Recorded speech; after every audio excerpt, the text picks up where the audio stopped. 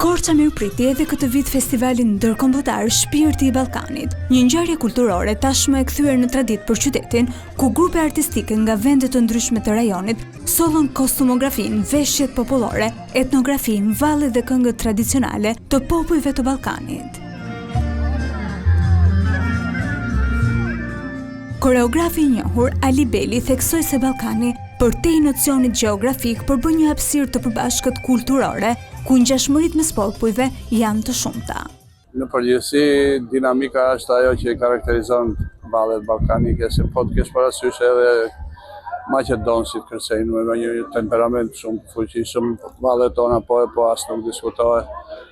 Edhe serbët po ashtu kanë vallet grekët, për sa i përket valleve të Kretës, se këto janë valle dinamike. Drejtoresha e Qendrës së Artit dhe Kulturës, Blerta Belliu, vlerësoi festivalin si një mundësi e rëndësishme për promovimin e folklorit dhe turizmit në Korçë. Vallet ballkanase janë me një temperament të jashtëzakonshëm, i dallon menjëherë nga muzika, nga kostumet shumë ngjyrëshe dhe nga dinamika. Pra ashtu siç është populli ballkanik, ashtu janë dhe vallet e tyre. Pjesëmarrës të huaj u shprehën të impresionuar nga mikpritja korçare dhe atmosfera e krijuar gjatë festivalit.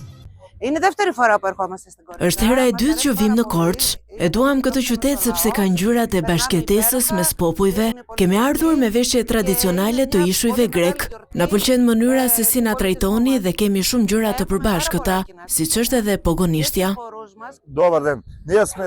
Kjo është diçka që shpesh nuk ndodh në politikë dhe as në media, por ndodh në kulturë. Ky është Ballkani i vërtet. Kultura, arti, vallet dhe kënga na bashkojnë. Është hera e disat që vim në Korçë dhe ndihemi si në shtëpinë tonë.